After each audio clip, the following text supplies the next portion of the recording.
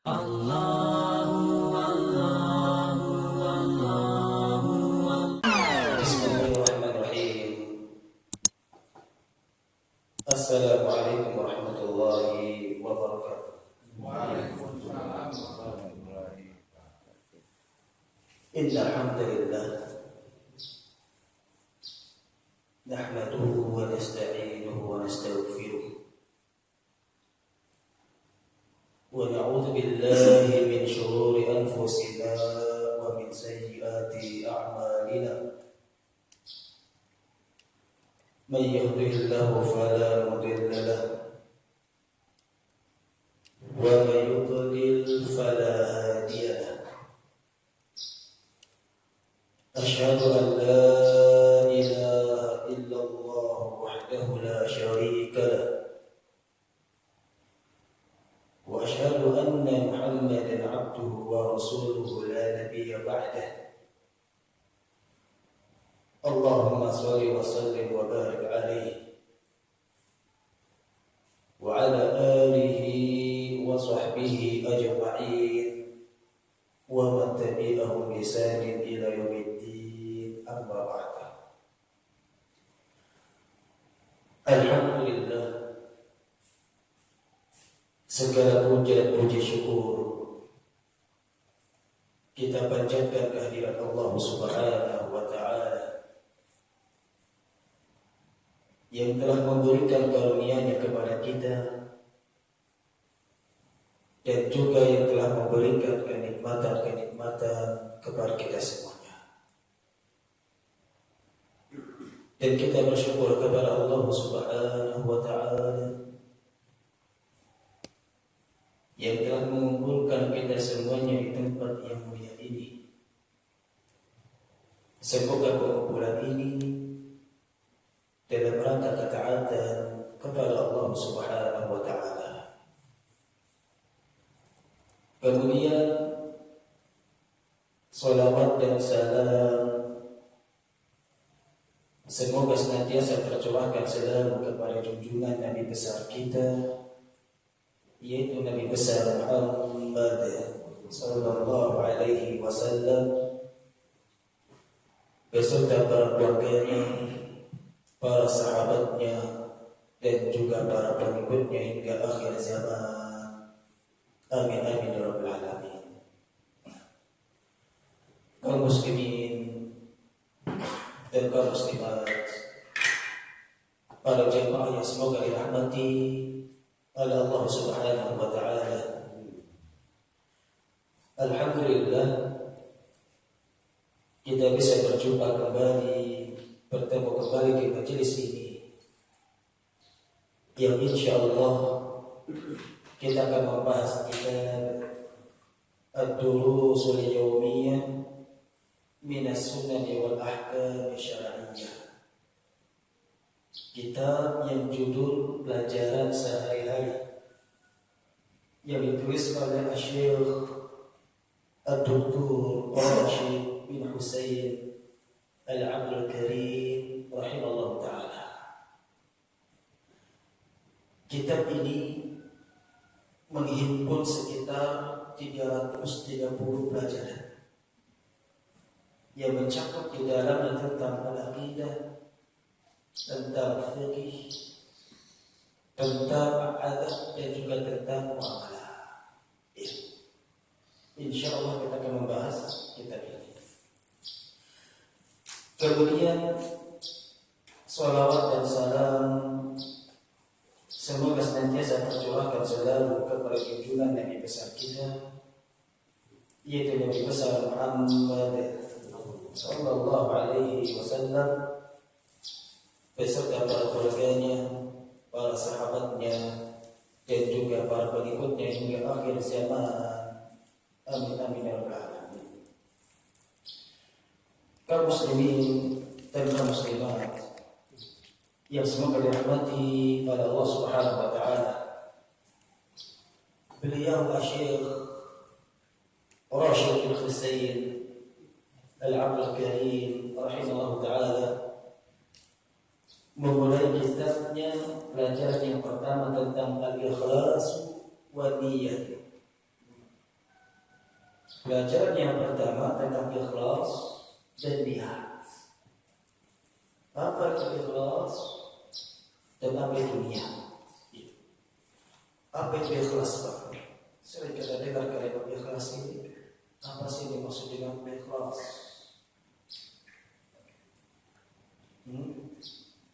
Apa itu ikhlas? Iya. Bahwasanya ikhlas kata para ulama artinya adalah an ta'budallah wahdah. Ikhlas adalah engkau menyembah kepada Allah Subhanahu wa taala semata. Ini secara global. Ya. Ketika seorang hamba mereka menyembah hanya kepada Allah Subhanahu wa taala saja, berdoa hanya kepadanya, meminta hanya kepadanya, maka ini dikatakan ikhlas kepada Allah Subhanahu wa taala. Namun ketika seorang hamba mereka beribadah, mereka beramal, namun tujuannya karena dunia, tujuannya karena selain daripada Allah, maka tidak ikhlas. Maka tidak apa? Tidak ikhlas. Berkata Syekh Abu Utsman rahimahullah taala, ia mengatakan al-ikhlas huwa sarful 'amali mutaqarriban bihi ila Allah wahdah. Ikhlas adalah dia memalingkan amalannya dalam rangka mendekatkan kepada Allah Subhanahu wa taala saja. Dia palingkan amalan tersebut semata-mata hanya karena Allah Subhanahu wa taala. La riya'an wa la sam'atan. Dia tidak beramal karena riya dan juga tidak karena sum'ah. Tidak karena riya dan tidak karena sum'ah. Dia beramal bukan karena untuk dilihat oleh orang, tidak. Walaupun terkadang amalan tersebut perlu ditambahkan. Seperti mendirikan sholat berjamaah, ini perlu ditambahkan. Dan dia beramal bukan karena sum'ah, bukan karena untuk didengar oleh orang lain, tidak. Dan terkadang suatu amalan boleh dia tampakkan supaya terdengar oleh orang lain, seperti dakwah, mengajak manusia ke jalan Allah. Wala talaban li dunia, dan dia beramal bukan karena mencari dunia.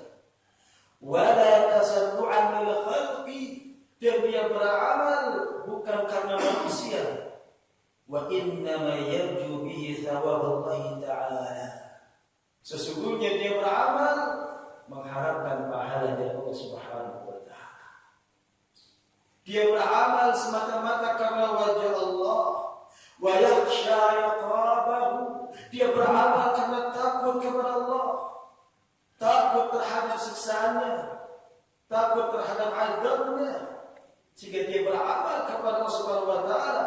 Wa yatama'a fi ridhah, dan dia berharap ridha Allah Subhanahu wa taala. Ini dimaksud dengan ikhlas. Masyaallah ya.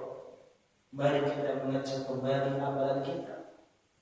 Apakah amalan kita semata-mata karena Allah, atau amalan kita hanya karena dunia semata? Amalan kita hanya sebatas untuk dipandang oleh orang lain, untuk didengar oleh orang lain, untuk dilihat oleh orang lain, atau untuk sebuah tujuan di dalam dunia. Ini dimaksudkan apa? Al-ikhlas. Apa itu niat? Al-niyat hiya azmul qalbi ala fi'l al-ibadati taqarruban ila Allah Ta'ala. Adapun niat adalah keinginan hati. Niat adalah keinginan hati untuk melakukan beribadah dalam rangka mendekatkan dirinya kepada Allah Subhanahu wa taala. Ini niat. Jadi jika niat itu apa yang diinginkan oleh hati, apa yang dikehendaki oleh hati, karena hati mempunyai keinginan, Hati mempunyai kehendak apa yang dia inginkan, apa dia kehendaki. Jika dia inginkan dalam rangka beribadah kepada Allah Subhanahu wa taala, mendekatkan diri kepada Allah Subhanahu wa taala, maka dia termasuk orang-orang yang beribadah kepada Allah Subhanahu wa taala. Namun jika hatinya niatnya bukan karena beribadah kepada Allah, maka dia tidak dinilai ibadah di Allah Subhanahu wa taala. Lalu kata para ulama, "Wa niyatu amruha 'azimun." Niat itu perkara yang sangat besar. Niat itu perkara sangat agung. Wa hiya ruhul a'mal, dan dia adalah ruh daripada amal. Masya Allah, niat itu bagikan ruh daripada apa? Daripada amal. Saya tanya, jasad tanpa ruh bagaimana akibat jasad itu? Jasad tanpa ruh, apa yang akan terjadi terhadap jasad itu? Dia akan mati. Dia akan apa? Akan mati. Tidak bermanfaat jasadnya. Begitu juga dengan amalan, suatu amalan tanpa niat, maka amalan itu tidak berarti apa-apa. Sehingga perlu mengatakan bahwasanya niat ruhul amal, dia adalah ruh daripada amal-amalan, wa biha salahul amal, dan dengan sebab niat maka akan benarlah amalannya. Maka akan benarlah amalan. Inilah dimaksud dengan niat. Sehingga seorang muslim ketika dia beribadah kepada Allah Subhanahu wa taala, hendaknya dia menghadirkan rasa niat dan juga ikhlas kepada Allah Subhanahu wa taala. Kemudian beliau di sini Syekh Ad-Doktor Rashid bin Husain Al-Aql Karim rahimahullah taala dan membawakan dalil firman Allah Subhanahu wa taala di dalam surat Hud ayat yang ke-15 sampai ke-16. Allah Subhanahu wa taala berfirman, "Man kana yuridul hayatad dunya." Barang siapa yang menginginkan kehidupan dunia, wa zinataha, dan juga perhiasannya, nuwaffi ilaihi a'malahum fiha, maka akan kami sempurnakan balasannya, ganjarannya di dunia. Wa hum fiha la yubkhasun, dan mereka tidak dirugikan sedikit pun di dunia ini. Masya Allah ya. Siapa di antara kita yang menginginkan dunia? Dia beramal karena dunia, orientasinya dunia, maka akan kami sempurnakan ganjarannya, pahalanya di dunia. Tapi ingat ayat selanjutnya, Allah Subhanahu wa taala mengatakan, "Ulaika alladziina laisa lahum fil akhirati illa an-nar." Mereka adalah orang-orang yang tidak mendapatkan bagian akhiratnya kecuali neraka Allah Subhanahu wa taala. Dia Allah ancam. Allah mengancam orang-orang yang mereka beramal karena dunia. Jika tidak ada dunia, tidak karena dunia, dia tidak mau beramal. Lihat orang-orang yang beramal, yang rajin sholat tahajud, yang rajin sholat duha, lihat orientasinya apa?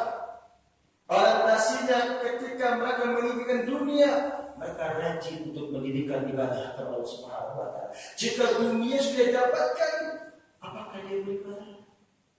Tinggalkan ibadahnya. Atau dia beribadah bukan karena dunia, dia beribadah bukan karena dunia, tidak ada yang dia cari di dunia ini, apakah dia beribadah? Mungkin dia tidak beribadah. Dan ketika dia menginginkan dunia, semangat dia luar biasa dia beribadah. Maka Allah katakan di sini, "Man kana yuridul hayatad dunya." Barang siapa yang menginginkan dunia, kehidupan dunia dan juga perhiasannya, akan kami sempurnakan ganjarannya, amalannya ketika di dunia itu. Tapi ingat, di akhirat tidak mendapatkan dan neraka Subhanahu wa taala. Wa abuqa ma sana'u fiha, dan telah terhapuslah apa yang mereka amalkan, apa yang mereka kerjakan, wa batilu ma kanu ya'malun, dan amalnya batil.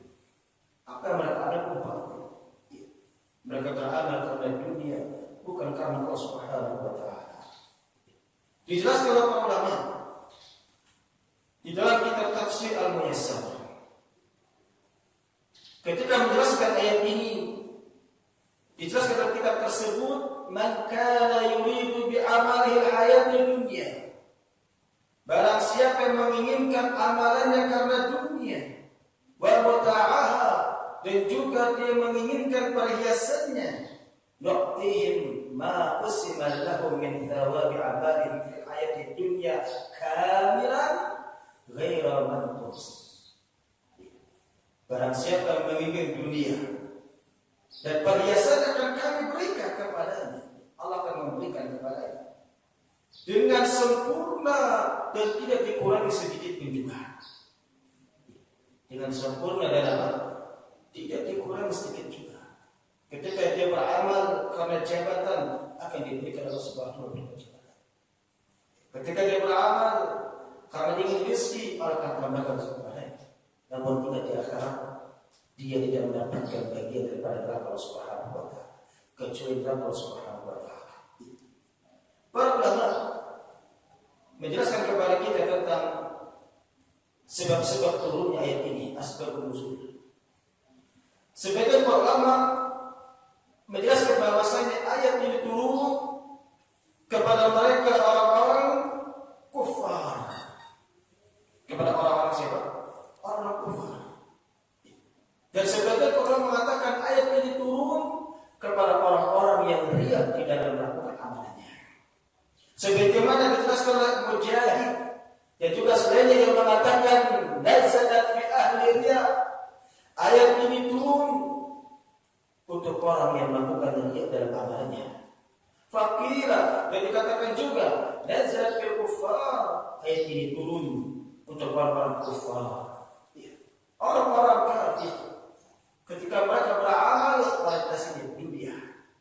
Jika ada dunia dia beramal, jika tidak dunia tidak mau beramal. Inilah orientasi orang kafir. Sehingga orang kafir ketika mereka beramal dengan suatu amalan yang mengharapkan dunia, akan diberikan oleh Allah Subhanahu wa taala dunia, akan dibukakan oleh Allah Subhanahu wa taala dunia, tetapi mereka tidak mendapatkan sedikit pun juga di akhirat kecuali Allah Subhanahu wa taala. Ini penjelasan dari para ulama dan juga dalam tafsir Al-Qurtubi. Wallahu a'lam bishawab. Ya. Kemudian selanjutnya Asy-Syaikh Ad-Doktor Rashid bin Husain Al-Abdul Karim rahimahullah taala yang membawakan dalil dari hadis Nabi kita yang mulia Muhammad sallallahu alaihi wasallam. Itu hadis yang masyhur sekali. Hadis tentang dunia. Hadis yang dikeluarkan oleh muttafaqun alaih, yang dikeluarkan oleh Imam Bukhari dan juga Imam Muslim dari sahabat Umar bin Khattab radhiyallahu anhu yang mengatakan, sami'tu Rasulullah sallallahu alaihi wasallam yaqul, aku mendengar Rasulullah sallallahu alaihi wasallam bersabda, innamal a'malu binniyat, sesungguhnya amal-amalan tergantung pada niatnya. Di sini menggunakan jamak innamal a'malu, kalimat a'mal ini mencakup seluruh amalan. Ini mencakup apa? Seluruh amalan. Maka seluruh amalan-amalan yang dia lakukan, baik itu amalan batin, amalan lisan, amalan zahir, itu akan dilihat kepada niatnya. Apa yang dia niatkan. Wa innama likulli imri'in ma nawa, dan sesungguhnya setiap orang akan mendapatkan pahala ganjaran sesuai dengan apa yang dia niatkan. Wa man kana hijratuhu ila Allah wa rasulih, maka barang siapa yang hijrahnya karena Allah dan Rasulnya, maksudnya maka barang siapa yang dia beramal ikhlas karena Allah, ittiba kepada Rasulullah, maka dia akan mendapatkan pahala dan ganjaran dari Allah Subhanahu wa taala. Wa man kana hijratuhu lidunya yusibuha, dan barang siapa yang amalannya, yang hijrahnya karena dunia, yang dia cari, yang dia inginkan atas seorang wanita yang hendak dia nikahi, fa hijratuhu ila ma hajara ilaihi, maka hijrahnya, amalannya akan mendapatkan apa yang dia tuju. Ya. Dijelaskan para ulama di sini apa yang dimaksud dengan niat. Sudah kita bahas tadi ya. An-niyatu fil lughah al-qasdu wal iradah. Niat secara bahasa itu artinya al-qasdu, tujuan. Wal iradah, dan juga keinginan. Jadi niat adalah tujuan seorang hamba, keinginan seorang hamba, apa yang dia inginkan, apa yang dia tuju. Itu secara bahasa arti apa? Arti niat. Fatabayyanu min dzalika anna niyatan a'malul qulub. Dan para ulama menjelaskan juga bahwasanya niat itu adalah amalan-amalan hati. Niat itu ada di mana letaknya? Di hati. Dan tidak ada seseorang mengetahuinya kecuali diri sendiri. Karena niat adalah amalan hati. Karena amalan itu ada tiga, ada amalan hati, ada amalan lisan, dan ada amalan anggota badan. Ini amalan yang ada pada seorang hamba. Dan niat termasuk amalan hati, bukan amalan lisan. Sehingga kebanyakan para ulama mengatakan bahwa an-niyatu mahalluhal qalbu. Niat itu tempatnya di hati. Niat itu tempatnya di mana? Di hati, bukan di lafaz. Walaupun lafaznya benar, lafaznya betul, tetapi hatinya lalai, Allah akan nilai hatinya. Walaupun lafaznya benar dan betul diucapkan. Kemudian kata ulama, hadzal haditsu qa'idatun min qawaidil islami. Hadis ini itu hadis innamal a'malu binniyat adalah kaidah di antara kaidah Islam. Kaidah di antara kaidah Islam. Hatta qila, bahkan dikatakan innahu thuluthul ilmi, bahwasanya hadis niat itu sepertiga ilmu. Hadis niat sepertiga ilmu. Wa qila rubu', dan dikatakan juga seperempat ilmu. Wa qila khumsu, dikatakan juga seperlima ilmu. Wa qala Syafi'i wa Ahmad, berkata Imam Syafi'i dan Ahmad, innahu thuluthul islami, bahwasanya hadis niat ini adalah sepertiga daripada agama Islam. Sepertiga daripada agama Islam. Bahkan Imam Ahmad yang menjelaskan bahwasanya di dalam agama Islam, landasan agama Islam itu kembali kepada tiga hadis. Landasan pokok dalam agama Islam itu kembali kepada tiga hadis. Hadis yang pertama adalah innamal a'malu binniyat. Dalam agama Islam yang pertama kembali kepada hadis ini. Apapun yang kita lakukan, apapun yang kita kerjakan dalam rangka mendekatkan diri kita kepada Allah atau dalam bermuamalah sesama manusia, akan kembali kepada hadis ini. Apa yang dia niatkan dalam membantu seorang hamba, apa yang dia niatkan? Apakah dia membantu karena untuk dibalas lagi, atau mencari muka gitu? Kembali kepada hadis ini. Yang kedua, wa hadits Aisyah, itu hadis Aisyah tentang man ahdatsa fi amrina hadza ma laysa minhu fa huwa raddun. Barang siapa yang melakukan perkara yang baru di dalam agama kami ini, maka tertolak.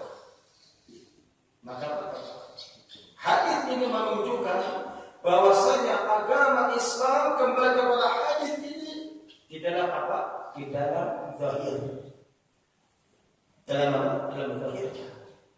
Seluruh zahir umat Islam yang mereka lakukan, yang mereka amalkan dalam rangka mendekatkan dirinya kepada Allah, kembali kepada hadis ini.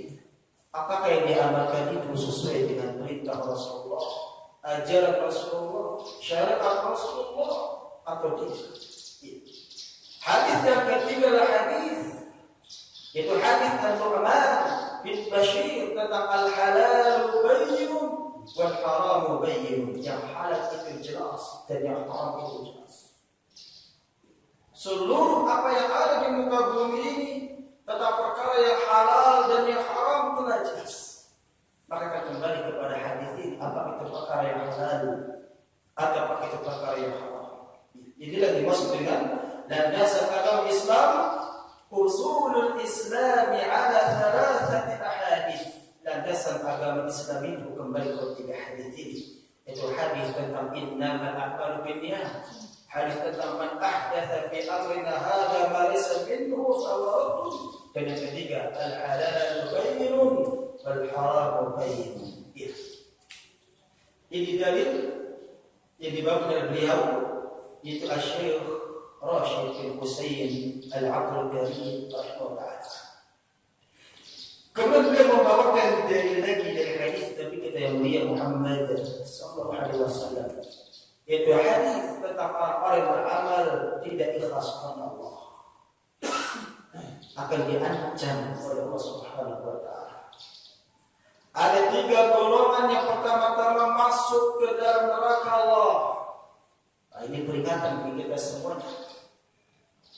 Peringatan bagi kita semuanya agar kita memahaminya, merenungkan hadis ini. Ya. Marilah kita introspeksi diri tentang hadis ini. Hadis ini dari sahabat Abu Hurairah radhiyallahu anhu yang berkata, "Sami'tu Rasulullah sallallahu alaihi wasallam yaqul," aku mendengar Rasulullah sallallahu alaihi wasallam bersabda, "Inna awwalan nasi yuqda yaumil qiyamah alaihi." Sesungguhnya manusia pertama-tama yang diputuskan pada hari kiamat nanti ada sebagai berikut. Maksudnya tiga golongan di sini. Manusia yang pertama kali diputuskan. Golongan yang pertama, rajulun istushhida fa utiya bihi, yaitu seseorang yang berjihad di jalan Subhanahu wa taala. Seseorang yang apa? Yang berjihad. Seseorang yang mati syahid, fa utiya bihi, akan didatangkan orang ini. Orang yang mati syahid didatangkan oleh Allah Subhanahu wa taala. Orang yang berjihad didatangkan oleh Allah Subhanahu wa taala pada hari kiamat nanti. Padahal jihad adalah amalan yang sangat besar. Jihad itu amalan yang besar atau tidak? Amalan sangat besar. Bahkan puncaknya agama Islam itu al-jihad fi sabilillah. Berjihad di jalan Allah Subhanahu wa taala. Namun orang yang diputuskan pertama kali di hari kiamat nanti adalah mereka orang-orang yang berjihad, yang teriak-teriak itu, Allahu Akbar, Allahu Akbar, Allahu Akbar.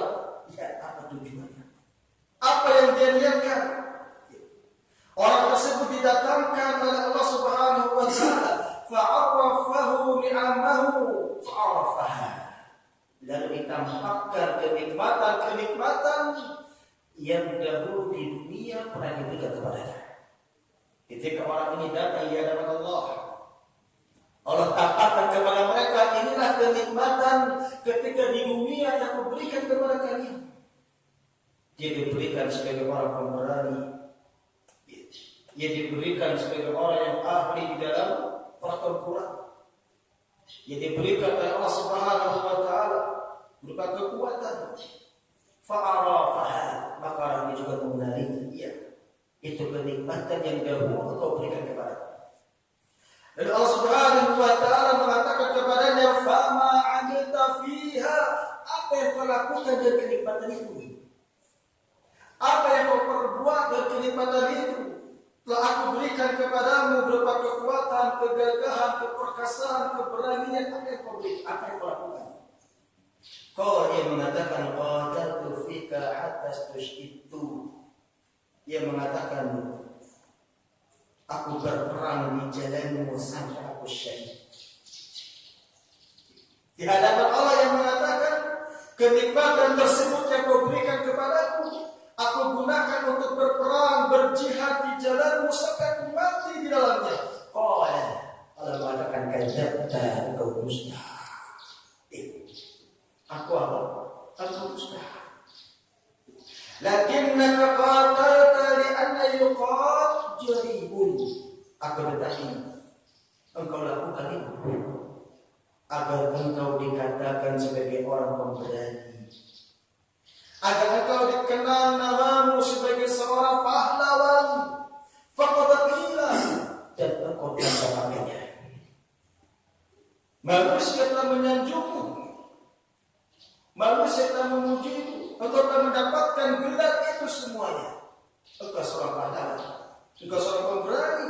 Ya.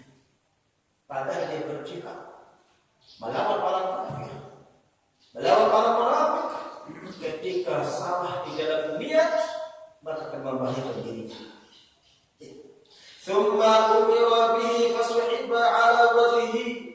Kemudian diperintahkan kepada para malaikat untuk menyeret orang tersebut dengan wajah yang terbalik ke tanah. Diseret orang tersebut hatta ulqiya finnar, sehingga dilemparkan dia ke dalam neraka Allah Subhanahu wa taala. Ini golongan yang pertama. Yang pertama-tama masuk dalam neraka Allah Subhanahu wa taala. Golongan yang kedua, wa rajulun ta'allama al-ilma wa 'allamahu, yaitu seseorang yang mempelajari ilmu dan mengajarkannya. Ini kita semua lihat. Seseorang yang mempelajari ilmu, ini para ulama ilmi. Padahal keutamaan orang-orang yang menuntut ilmu sangat banyak sekali. Orang-orang yang menuntut ilmu, ketika dia keluar dari rumahnya dihitung sebagai al-jihad fi sabilillah. Orang-orang yang menuntut ilmu ketika hadir di majelis akan dinaungi oleh para malaikat, rahmat akan turun kepadanya, ketenangan, ketentraman, kedamaian turun kepadanya. Bahkan Allah Subhanahu wa taala membangga-banggakan dirinya di hadapan para malaikat. Orang yang menuntut ilmu akan dimudahkan jalannya menuju kepada surga Allah. Tetapi di sini hadis yang ini, justru orang yang menuntut ilmu, yang mengajarkan ilmu, akan menjadi ketamatan orang yang masuk ke neraka Allah Subhanahu wa taala. Makanya, kenapa itu? Dijelaskan wa qara al-Qur'an, dan juga orang yang membaca Al-Qur'an. Orang yang menuntut ilmu, mengajarkan ilmu dan membaca Al-Qur'an. Fa'utiya bihi, orang tersebut didatangkan ke hadapan Allah Subhanahu wa taala. Orang yang mempelajari ilmu, orang yang mengajarkan ilmu, orang yang membaca Al-Qur'an, pada hari kiamat didatangkan menghadap kepada Allah Subhanahu wa taala. Fa'arafahu ni'amahu fa'arafaha, lalu ditampakkan kepada mereka kenikmatan-kenikmatan yang dahulu di dunia diberikan oleh Allah Subhanahu wa taala. Setelah mereka semua datang di hadapan Allah Subhanahu wa taala, Allah tampakkan kepada mereka kenikmatan-kenikmatannya yang dahulu diberikan kepadanya. Inilah kenikmatan yang dahulu aku berikan kepadanya. Allah Subhanahu wa taala berikan kepada mereka kecerdasan, kepintaran.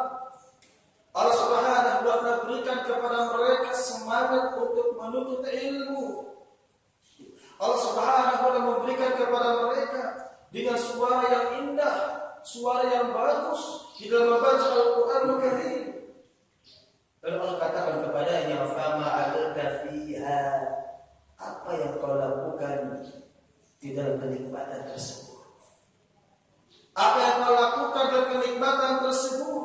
Kenikmatan yang diberikan oleh Allah berupa kecerdasan, kepintaran, suara yang merdu, yang indah. Qala, ini mengatakan, ta'allamtul ilma wa 'allamtuhu wa qara'tu bikal Qur'ana. Aku mempelajari ilmu dan mengajarkan ilmu dan membaca Al-Quran hanya karena untukmu ya Allah. Qala, Allah mengatakan, kadzabta wa dusta. Didustakan Allah Subhanahu wa taala karena zat yang Maha mengetahui. Allah Subhanahu wa taala zat yang Maha mengetahui apa yang nampak dan apa yang tersembunyi. Apa yang ada di dada-dada kalian, Allah zat yang Maha mengetahui. Sehingga mereka didustakan oleh Allah Subhanahu wa taala. Kadzabta wa dusta, engkau bohong. Walakinnaka ta'allamta ilma liyuqal 'alimun. Akan tetapi engkau mempelajari ilmu agar kau dikatakan seorang alim. Hati-hati. Jangan memberikan motivasi kepada anak-anak kita untuk semangat mempelajari ilmu agar dikatakan sebagai ustaz, sebagai kiai, sebagai ulama. Tidak.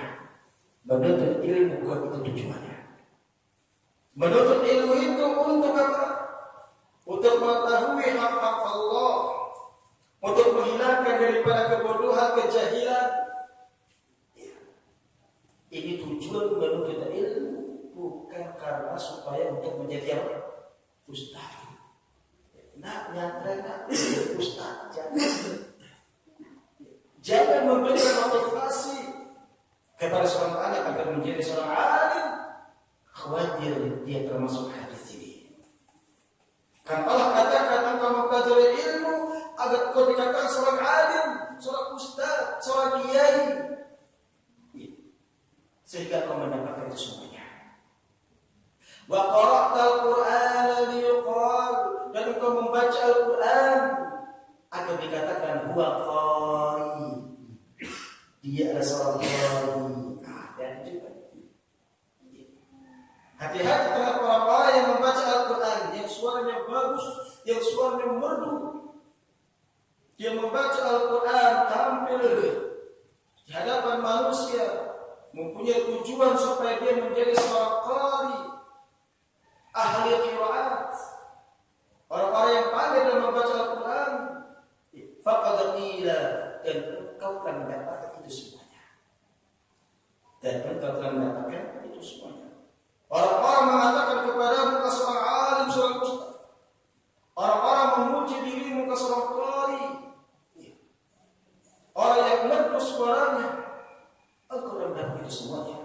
Tsumma umira bihi, kemudian diperintahkan kepada para malaikat untuk menyeret orang tersebut, fasuhiba ala wajhihi, yaitu dengan wajah yang disungkurkan, yang terbalik ke tanah, hatta ulqiya fil nar, sehingga dilemparkan dia ke dalam neraka Allah Subhanahu wa taala. Orang yang menuntut ilmu masuk neraka. Orang yang mengajarkan ilmu masuk neraka. Dan orang yang membaca Al-Quran masuk neraka. Kenapa masuk neraka? Salah di dalam niatnya. Salah di dalam apa? Di dalam niatnya. Oleh karena hadis ini adalah hadis pukulan yang sangat telak kepada kita semuanya. Baik kepada para penuntut ilmu maupun yang mengajarkan ilmu. Baik kepada qalimnya maupun ustaznya. Ini adalah pukulan sangat telak sekali. Agar kita mengajarkan agama Allah bukan karena dunia, bukan karena amplop. Tidak. Ingat, orang-orang yang mengajarkan karena amplop tak kena hadis ini. Ya. Apalagi sekarang diapakan dibisniskan. Siapa yang mengundang saya, tarifnya 25 juta. Ini hati-hati terkena hadis ini. Untuk apa dia mengajarkan agama Allah? Apakah untuk menegakkan agama Allah, menyebarkan agama Allah, ajaran Islam, atau karena mencari dunia? Makanya dimotivasi pukulan yang telah kepada kita semuanya di dalam menuntut ilmu dan juga mengajarkan ilmu. Jika ada uang dia datang, jika tidak ada uang dia tidak datang. Ini adalah hati-hati. Yang ketiga, golongan yang ketiga.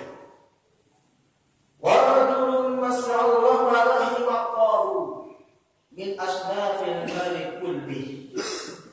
Golongan yang ketiga yang pertama-tama masuk ke dalam neraka Allah adalah mereka seseorang yang diberikan oleh Allah Subhanahu wa taala kelapangan hartanya, kelapangan rezekinya, fa'utiya bihi, maka orang ini didatangkan oleh Allah Subhanahu wa taala.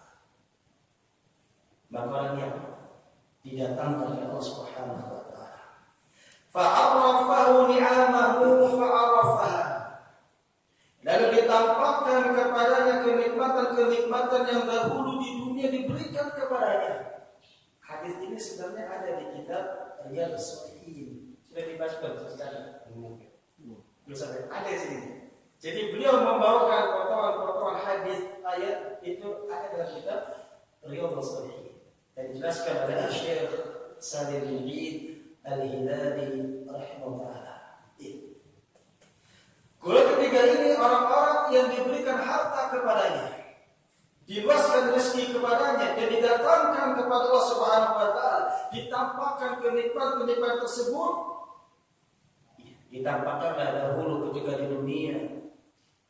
Engkau diberikan kenikmatan berupa rezeki, berupa harta yang banyak yang melimpah. Lalu orang ini mengakuinya dia, bahwa saya dahulu kamu memberikan kepada rezeki, dilapangkan rezekinya, diluaskan rezekinya. Kemudian Allah Subhanahu wa taala mengatakan kepadanya, "Fama anta fiha?" Apa yang kau lakukan dengan kenikmatan itu? Qala, yang mengatakan, "Ma taraktu min sabilin uhibbu an yunfaqa fiha illa anfaqtu fiha laka." Tidaklah aku meninggalkan suatu jalan, melainkan aku cinta untuk berinfak di dalamnya, melainkan berinfak karena Masya. Ini orang terlalu sekali ya. Tidaklah dia berjalan di satu jalan, di suatu ganggang, melainkan dia berinfak dengannya, melainkan dia memberikan hartanya kepada orang yang ada di jalan-jalan tersebut. Dan dia mengatakan, karena di jalan ini, karena untuk dirimu, aku mengatakan seperti itu. Dan apa kata Subhanallah, kadzabta kau dusta. Engkau dusta, kau bohong. Walakinnaka fa'alta liyuqal huwa jawadun. Akan tetapi yang kau lakukan itu agar kau dikatakan sebagai seorang dermawan. Engkau lakukan tersebut, engkau berinfak, engkau bersedekah, engkau membantu orang lain dengan hartanya, agar engkau dikatakan seorang dermawan, seseorang yang pandai di dalam berinfak dan sedekah. Waqad qila, dan sungguh engkau akan mendapat itu semuanya. Semua orang akan memujimu, akan menyanjungmu sebagai seorang dermawan. Tsumma umira bihi, kemudian diperintahkan kepadanya, fasuhiba ala wajhihi, dengan wajah tersungkur ke tanah. Tsumma ulqiya fin nar, kemudian dilemparkan ke dalam neraka Allah Subhanahu wa taala. Hadis yang sahih diriwayatkan oleh Imam Muslim dalam kitab sahihnya. Ya, inilah tiga golongan yang pertama-tama masuk ke dalam neraka Allah Subhanahu wa taala. Yang pertama, mereka orang-orang yang berjihad di jalan Allah Subhanahu wa taala namun salah di dalam niatnya. Yang kedua, mereka orang-orang yang mempelajari ilmu, yang mengajarkan ilmu, yang membaca Al-Quran, namun dia salah di dalam niatnya. Dia mengajarkan ilmu kalau supaya dikatakan seorang yang alim. Atau dalam hadis yang lain, dia mempelajari ilmu dalam rangka untuk mendebat orang lain, orang yang jahil, orang yang bodoh dan awaslah, saya mau belajar dulu. Kalau saya sudah pulang dari pesantren, akan saya lawan. Ini nggak boleh. Belajar dulu. Silakan ya. Ini tidak boleh disahkan. Ya. Menuntut ilmu dalam rangka untuk menghinakan orang yang tidak berilmu, meremehkan, merendahkan orang yang tidak berilmu, jangan, tidak boleh. Mentang-mentang dia berilmu, dia meremehkan orang yang jahil. Mentang-mentang dia orang sunnah, dia meremehkan orang yang tidak sunnah. Tidak, bukan seperti itu. Wallahu a'lam bishawab. Kemudian dijelaskan lagi di sini asyarhu, yaitu asyarah, penjelasan daripada Asy-Syaikh Rashid bin Husain Al-Abdul Karim rahimahullah, yang mengatakan di sini, an-niyatu asasul amali. Niat adalah landasan amal. Niat adalah apa? Landasan amal. Ketika landasannya tidak ada, maka amalan juga tidak ada. Seseorang beramal tanpa dengan niat, maka amalan tersebut dianggap tidak ada. Karena niat adalah landasan amal. Fa'amil insanu innama yakunu qabuluhu wa radduhu bihasbi niyati amalihi. Seseorang beramal, terkadang diterima dan terkadang tertolak sesuai dengan niat yang diamalkan. Ini menunjukkan bahwasanya amalan itu terkadang diterima dan terkadang tertolak. Dari mana kita tahu amal tersebut diterima atau tertolak? Dari kabar Nabi kita yang mulia Muhammad sallallahu alaihi wasallam. Kadang ada orang itu tidak terima dengan ungkapan ini. Kayak Allah saja semua menghukumi orang. Ya gitu ya. Saya ditanya, orang sholat tanpa wudu diterima tidak? Kok bisa menghukumi tidak diterima? Sama. Begitu juga orang beribadah tanpa dengan niat, tanpa dengan ikhlas, tidak terima ibadahnya. Berdasarkan nas, dalil-dalil dari Al-Quran was Sunnah. Sangat sederhana sekali. Orang yang salat tanpa bersuci, tanpa berwudu, tidak salatnya diterima, tidak salatnya, semua orang sepakat tidak sah, walaupun orang yang pernah ngaji sekalipun. Mengatakan apa? Tidak sah. Tapi ketika dikatakan orang yang beramal tidak ikhlas, ya, dia beramal berbuat syirik kepada Allah, dia beramal tetapi memalingkan kepada selain Allah, dia terima amalannya, dia tidak terima. Dia beramal tidak terima. Sehingga kita tahu di sini manusia ketika dia beramal terkadang diterima amalannya dan terkadang tertolak amalannya sesuai dengan niat yang diamalkan. فَمَنْ عَمِلَ عَمَلًا أَخْلَصَ فِيهِ لِلَّهِ تَعَالَى وَأَرَادَ بِهِ ثَوَابَ الْآخِرَةِ, maka barang siapa yang beramal ikhlas pada Allah dan menginginkan pahala ganjar di akhirat, wa kana amaluhu ala sunnati qubila minhu, maka amalannya dia di atas sunnah dan dia diterima. Dia apa? Diterima. Jika dia beramal ikhlas kepada Allah, mengharapkan pahala ganjaran Allah, dan dia beramal di atas sunnah, maka akan diterima amalannya. Wa man nawa ghairallah, dan barang siapa yang niatkan amal tersebut kepada selain Allah, dia beramal bukan karena Allah. Aw lam yukhlis amalahu, atau dia beramal tidak ikhlas, bi an alahu bi an asyraka ma'ahu ghairi, ia beramal tetapi melakukan kesyirikan kepada Allah, fa amilahu mardurun wa huwa balun ala sahibihi, maka amalnya tertolak dan ini celaka bagi pelakunya. Celaka bagi siapa? Amalannya ditolak, bukan hanya ditolak saja, tapi celaka bagi dirinya. Orang-orang yang beramal tidak ikhlas, orang-orang yang beramal tidak ittiba, amalannya tertolak, bahkan dia celaka. Apa tertolaknya? Apa celakanya? Terancam di dalam neraka Allah Subhanahu wa ta'ala. Lihat orang-orang yang beramal karena dunia, orientasinya dunia.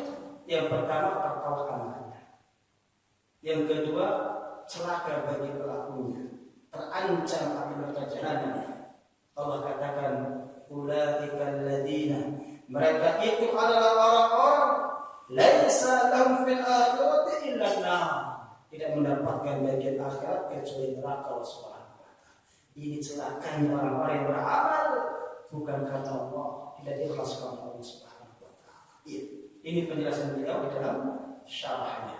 Pembahasan terakhir sampai jam berapa kita? Jam 6.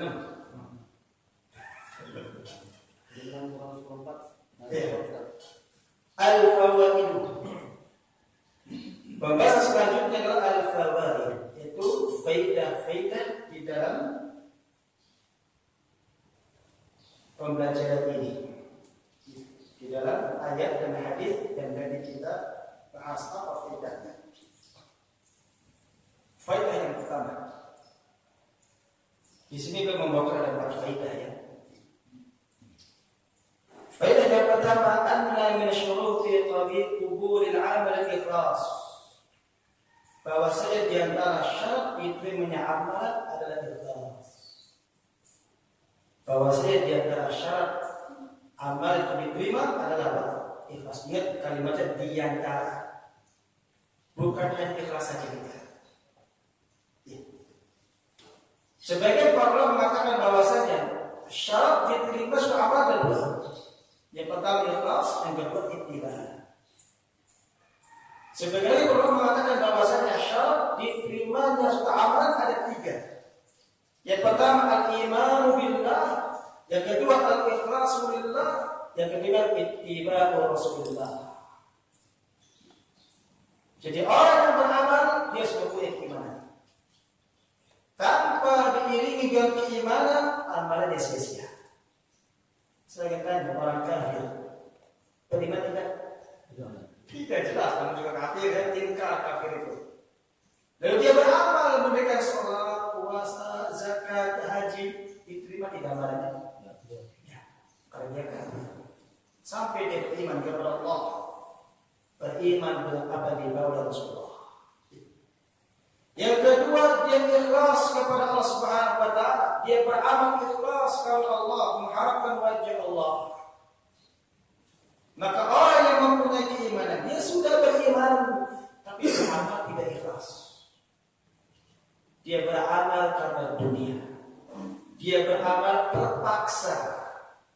Terima tidak amal? Tidak. Walaupun punya keimanan, walaupun punya iman. Ketika dia bersedekah bukan karena Allah, tapi bersedekah supaya untuk dipuji, disanjung, dikatakan seorang dermawan, maka tidak diterima oleh Allah Subhanahu wa taala sampai ikhlas kepada Allah. Yang ketiga, ittiba'u Rasul, mengikuti Rasul. Maka orang yang beramal namun tidak ittiba, tidak mengikuti Nabi kita, tidak mengikuti syariatnya, ajarannya, tata caranya, maka amalannya tertolak. Maka amalannya tertolak. Dan di antara syariat Nabi kita mendirikan sholat subuh berapa rakaat? 2 rakaat. Saking semangatnya sampai 5 rakaat. 3 rakaat. Diterima tidak? Tidak. Maka ini kan baik. Kan nggak ada larangan, Ustaz. Hah? Sholat subuh 3 rakaat nggak ada larangan. Iya, kan nggak ada larangannya. Ngapain larang-larang saya? Beda, makan sana 3 rakaat. Saya akan tahu reaksi masyarakat bagaimana. Ini yang dimaksud dengan apa? Syarat salat yang dimaksud amalan. Iya. Kalau kata beliau di sini, wa huwa an yaqsida bihi wajh Allah Ta'ala, dan ikhlas adalah dia memaksudkan tujuannya hanya mengharapkan wajah Allah Subhanahu wa taala. Ini ikhlas. Dia beramal mengharapkan wajah Allah. Karena Allah berbeda dengan muamalah. Dia beramal melakukan transaksi karena duit supaya apa? Ya supaya itu kan ada barang ada duit. Nah, ini berbeda. Namun ini beramal di dalam syariat Allah Subhanahu wa taala. Ini yang pertama. Yang kedua, faedah yang kedua.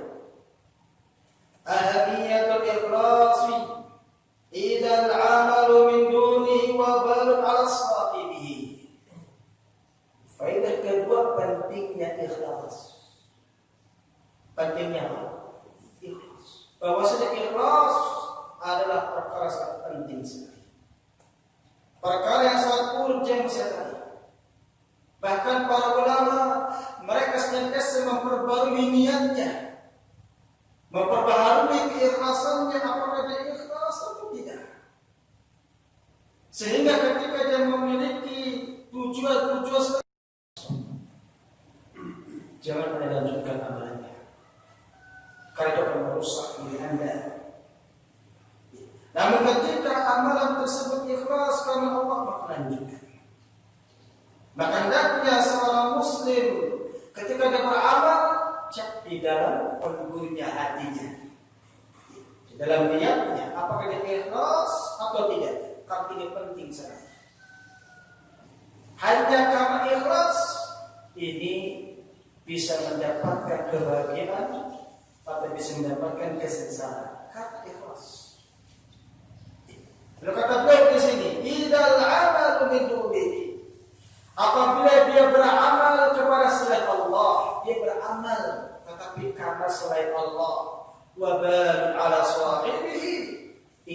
menjadi malapetaka bagi pelakunya. Akan menjadi apa? Malapetaka. Akan menjadi kecelakaan bagi pelakunya. Apa kecelakaannya? Itu tadi. Dapatkan ancaman dari Allah Subhanahu wa taala berupa neraka Allah Subhanahu wa taala. Amalan yang terhapus, amalan terhapus tergantung kepada kesyirikannya. Jika dia beramal melakukan kesyirikan kepada Allah Subhanahu wa taala, syirik kecil seperti riya, seperti sum'ah, maka terhapusnya hanya amal itu saja. Dan ketika dia beramal dengan amalnya syirik besar, maka ini dapat menghapus seluruh amalannya yang pernah dia lakukan.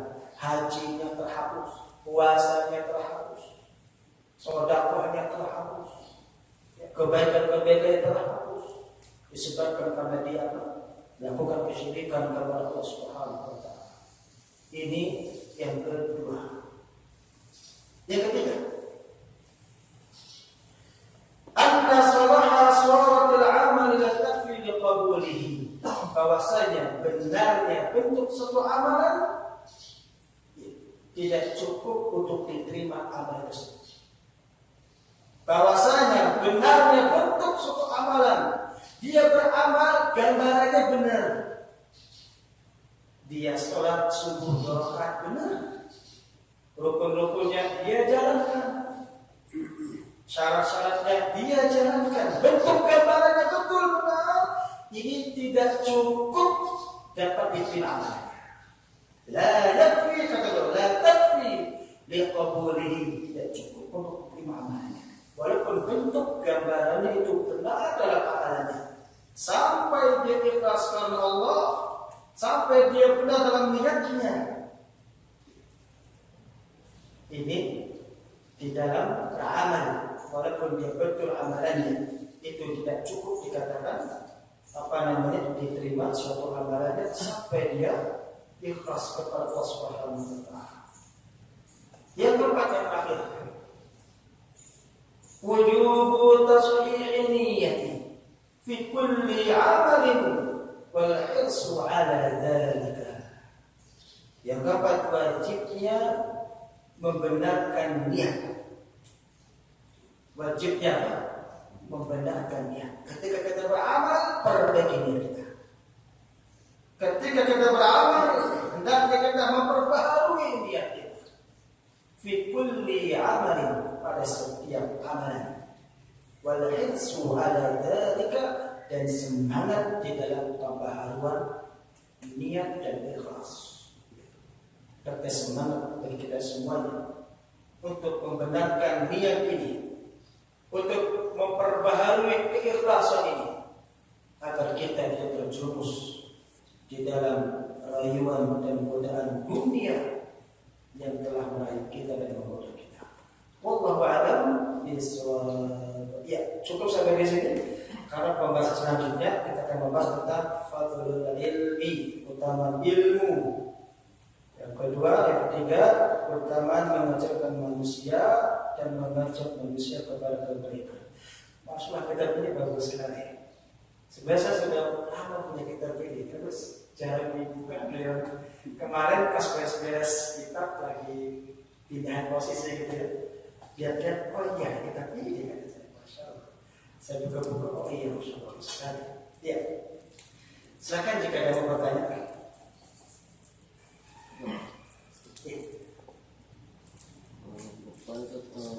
Dalam masalah ikhlas, apakah ikhlas itu sama seperti niat tadi kan? Niat itu kan ada di hati. Bagaimana dengan orang yang mengucapkan, oh saya ikhlas gitu? Iya, masya Allah. Bagaimana dengan orang yang mengucapkan saya ikhlas? Sering saudara kita ketika membantu saudaranya, ketika saudaranya menolak, dia mengatakan enggak apa-apa, saya ikhlas kok. Saya ikhlas kok. Maka tadi tidak ucapkan ini. Seseorang yang mengatakan kalimat ikhlas, dikhawatirkan hakikatnya dia tidak ikhlas. Dikhawatirkan hakikatnya dia tidak ikhlas. Karena ikhlas itu adalah hukum asalnya menyembunyikan ikhlas. Hukum asalnya menyembunyikan. Walaupun terkadang boleh ditampakkan. Hukum asal ikhlas itu menyembunyikan. Bahkan seseorang ketika berinfak, tangan kanannya berinfak, tangan kiri tidak. Nah, ini hukum asal ikhlas. Maka tidak boleh seseorang ketika dia membantu saudaranya dengan memberi suatu makanan atau memberi harta dan sebagainya, dia ucapan saya ikhlas, maka jangan. Jika memang dia tahu orang tersebut tidak mau menerimanya, dia bisa melalui orang lain, atau tiba-tiba dia mengirimkannya, tiba-tiba datang saja, masya Allah. Iya, wallahu a'lam bishawab. Seperti itu. Ada yang lain? Silakan. Yang di belakang berguna.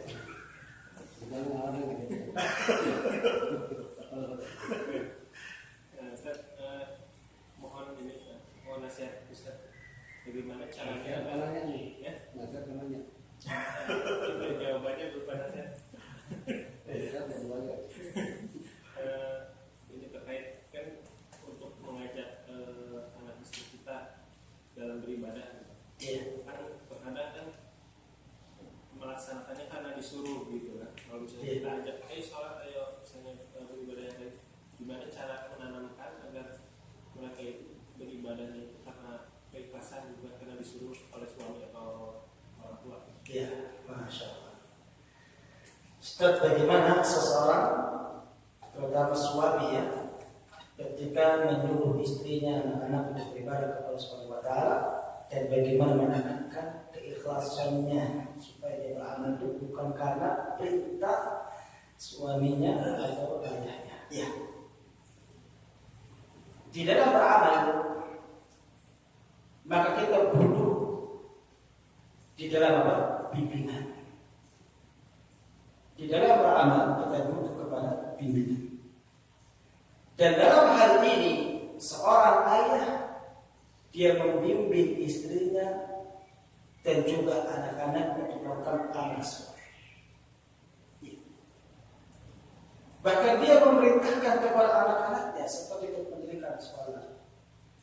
Tidak mengapa dia memerintahkan anak-anaknya, memberikan sanksi kepada anak-anaknya bagi orang yang tidak mendirikan sekolah, terutama saudara.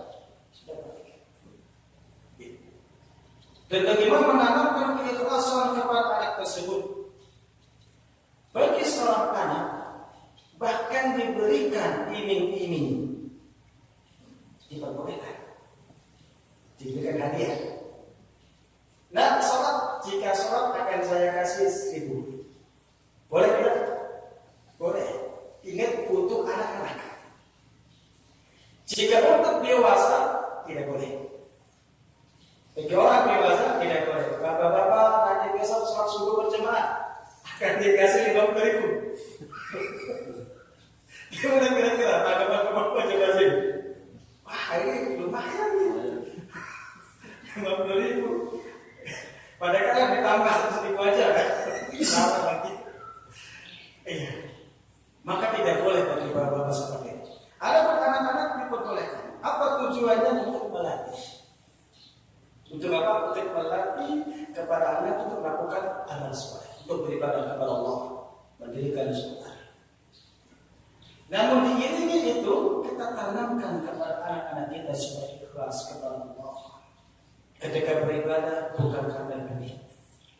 Ketika berikan sholat bukan karena hadiah. Ketika mendapat juara di kelasnya sekolahnya bukan karena hadiah. Tanamkan seperti itu. Walaupun di awal boleh dalam rangka melatih. Dalam rangka apa? Melatih. Dan juga kepada orang tua jangan kebablasan di dalam memberikan hadiah kepada anak-anaknya. Yang setiap kali momentum dia berikan hadiah. Setiap momentum berikan hadiah. Nanti khawatirnya terbiasa. Itu hanya sekali saja. Sifatnya apa? Sekali saja. Dan ada saatnya bisa stop. Tidak terus-menerus dia memberikan seperti itu. Tetap kita tanamkan supaya dia ikhlaskan Allah Subhanahu wa Ta'ala. Itu yang paling penting. Dia tak berbicara, berdialog dengan anak-anaknya, Ya, tanamkan keikhlasan, bahwa saya beramal itu hanya karena Allah, bukan karena Abi, perintah Abi, bukan karena hadiah Rusmin, tidak. Tapi sebagaimana karena Allah Subhanahu wa Ta'ala. Seperti itu. Allah Adam ya. Tapi kan orang tua itu memang wajib memerintahkan anaknya untuk sholat. Seperti surat Al-Haq 132. Iya kan? Orang tua wajib memerintahkan anaknya untuk sholat. Iya. Wajib kan orang tua. Iya wajib. Orang tua wajib memerintahkan. Dengan kita memerintahkan anaknya atau keluarganya ikhlas dengan kebiasaan yang sudah dilaksanakan karena perintah orang tua. Tapi memang bukan sholat karena orang tua, tapi memang diperintah oleh orang tua. Ini Quran yang menyatakan seperti itu kan? Iya. Iya. Bahkan orang tua wajib memerintahkan kepada anak untuk mendirikan sholat. Bahkan Nabi kita untuk dipukul. Terutama orang-orang yang sudah balik, yang sudah umur 10 tahun, nanti dipukul jika dia tidak mau mendirikan sholat. Apakah nanti dia mendirikan sholat dikarenakan pukulan, siksaan, apa namanya ekop ya? Kalau bisa namanya ekop. Apa namanya ekop itu? Sanksi gitu ya.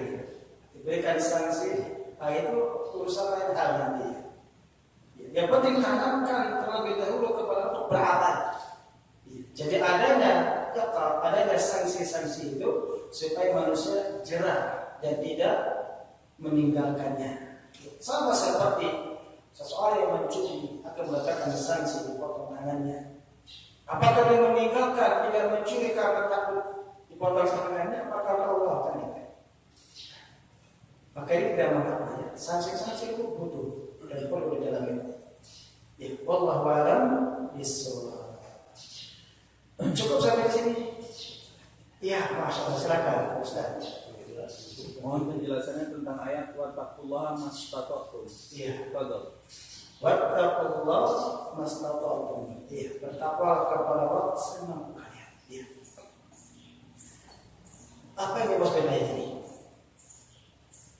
Yang dimaksud dengan ayat ini, bertakwalah kalian kepada Allah semampu kalian. Bertakwalah kepada Allah Subhanahu wa Ta'ala semampu kita.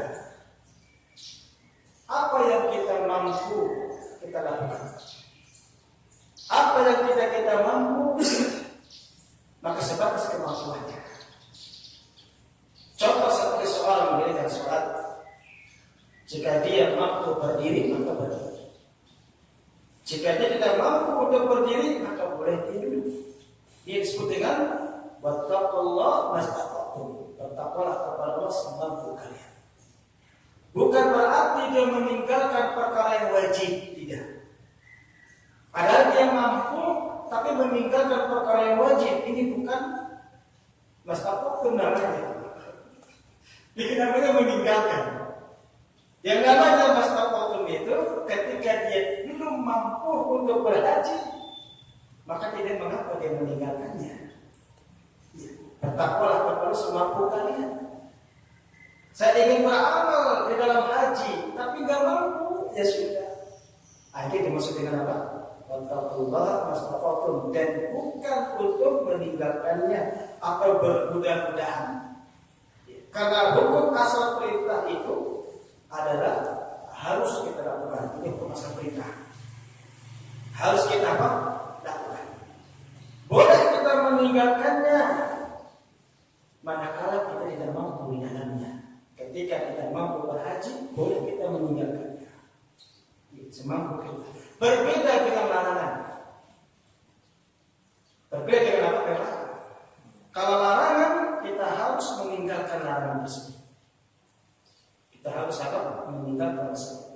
Bukan semampu kita, bukan. Oh, saya baru bisa meninggalkan minuman keras separuhnya saja. Tidak bisa. Larangan harus, bukan semampunya.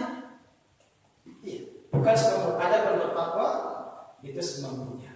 Ada pelarangan harus dia meninggalkannya. Tidak boleh semampunya dia. Wah, saya baru mampu meninggalkan yang ini. Kalau yang ini saya belum mampu. Tidak. Larangan harus semua dia tinggalkan. Ya, wallahu a'lam bishawab. Seperti itu. Kami boleh nanya. Ya. Masalah masalah niat nih Ustaz. Iya, masalah niat. Ini memang kan istilah yang sehari-hari kita laksanakan Ustaz. Jadi kalau dengar pembicaraan Ustaz tadi, niat itu seluruh niat itu adanya di qalbu, di hati ya. Iya. Sementara apalagi Ramadan nanti Ustaz, di masjid-masjid setelah tarawih mereka menyatakan niat nawaitu shomal qadhi Punya puasa. puasa itu. Iya. Juga hari-hari lah dari sholat yang dijaharkan Iya. dilafazkan gitu. Nah kalau dengan yang tadi kan itu juga celaka gitu. Apalagi masalah riwayat dari saya ketika melihat seorang sholat sunat fajar diperbanyak, dilarang sama saya bisa gitu kan. Iya. Karena orang itu mengatakan apakah aku akan disiksa oleh Allah karena sholatku? Dijawab oleh saya, tidak, kamu tidak disiksa karena sholatmu, Iya. tapi kamu disiksa karena menyelisih Sunnah, Rasulullah iya. SAW. Nah apakah kita yang tadi ini melafazkan niat, semua niat lagi itu termasuk menyelisih Rasulullah atau tidak? Iya. Iya. Ustaz, bagaimana dia mendapatkan niat? Apakah termasuk menyelisih Rasulullah atau mendapatkan ancaman? Iya. Di dalam mendapatkan niat, para ulama ahlul fuqaha, ahli fikih itu berbeda pendapat. Ikhtilaf ulama. Di sini ada yang tentang sholat dibahas. Iya. Berpendapat bahwasanya niat cukup dalam hadis saja, ini pendapatnya jumhur para ulama, kebanyakan para ulama. Bahkan dari kalangan mazhab Asy-Syafi'i juga dia sepakat bahwasanya an-niyatu mahalluhal qalbu. Niat itu tempatnya di hati. Seluruh para ulama sepakat. Dari kalangan mazhab manapun sepakat bahwasanya niat itu tempatnya di hati. Adapun melafazkannya wa talaffuzuha as-sunnah, ini baru ikhtilaf para ulama. Ada yang berpendapat bahwasanya melafazkan niat itu adalah sunnah. Para ulama berbeda pendapat. Jumhur para ulama mengatakan bahwasanya melafazkan niat itu bukan sunnah. Melafazkan niat itu bukan apa? Bukan sunnah. Kenapa demikian? Karena tidak pernah diamalkan, dicontohkan oleh Nabi kita yang mulia Muhammad sallallahu alaihi wasallam. Bahkan tidak ada hadisnya sama sekali yang menyebutkan bahwasanya niat itu dilafazkan, tidak ada hadisnya. Bisa dicek dalam kitab-kitab fikih ketika membahas tentang bab salat, bisa dilihat apakah di sana ada di dalam membawakan hadis tentang usolli sunatan atau usolli dan sebagainya, maka tidak ada. Dan sebagian para ulama mengatakan bahwa melafazkan niat adalah sunnah, dan ini pendapatnya mazhab Asy-Syafi'iyah. Ini pendapatnya siapa? Mazhab Asy-Syafi'iyah. Yang dikatakan mazhab Asy-Syafi'iyah itu adalah orang-orang yang bermazhab Asy-Syafi'iyah, bukan Imam Syafi'iyah. Bukan Imam Syafi'iyah. Bukan Imam Asy-Syafi'iyah, tetapi mazhabnya, para pengikutnya, para pengikutnya. Mereka berpendapat bahwasanya niat itu dilafazkan, ini bentuk ijtihadiyah. Bentuk apa? Ijtihadiyah dari kalangan mazhab Asy-Syafi'iyah. Dan mereka keliru di dalam memahami perkataan Imam Asy-Syafi'i bahwasanya ketika haji itu melafazkan kalimat labbaik Allahumma labbaik labbaik la syarika lak labbaik innal hamda wa ni'mata laka wal mulk la syarika lak. Mereka menyangka ini adalah niat. Ini adalah apa? Sehingga mereka berpandangan bahwasanya melafazkan itu sunnah, sebagaimana perbuatan Nabi ketika haji, ia melafazkan niatnya, labbaik Allahumma labbaik, aku memenuhi panggilanmu ya Allah, aku memenuhi panggilanmu ya Allah. Sangka mereka adalah niat. Sehingga mengkiaskan semua amal-amalan dengan hadis tersebut.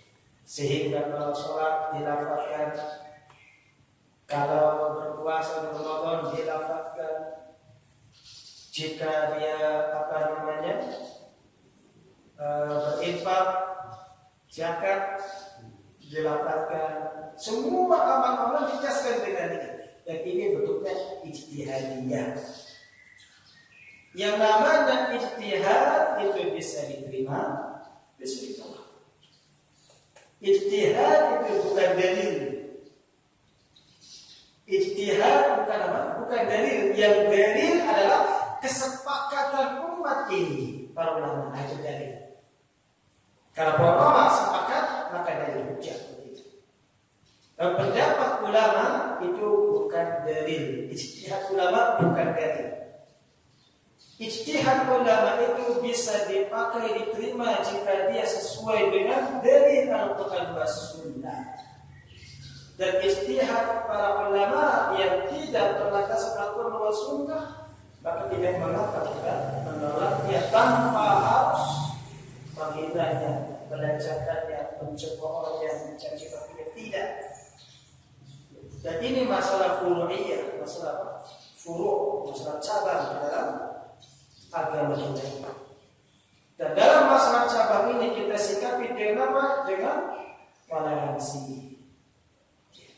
Masalah cabang, masalah furu' kita sikapi dengan toleransi. Yang ingin melafazkan silakan melafazkannya. Ada pendahulu daripada mazhab Syafi'iyah. Yang tidak melafazkan itu lebih afdal karena di kita para sahabat tidak melafazkannya.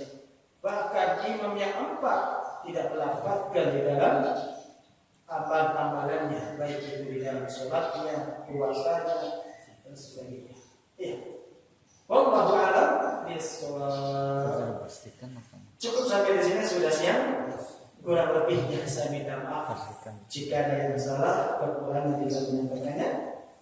Sedikit yang kita bahas semoga menjadikan amal soleh kita yang dapat memerankan iman kita pada hari kiamat nanti. Kita akhiri wassalamualaikum warahmatullahi wabarakatuh wa ala alihi wa sahbihi ajma'in wa akhiru da'wana alhamdulillahi rabbil alamin. Subhanaka Allahumma wa bihamdika asyhadu an la ilaha illa anta astaghfiruka wa atubu ilaik.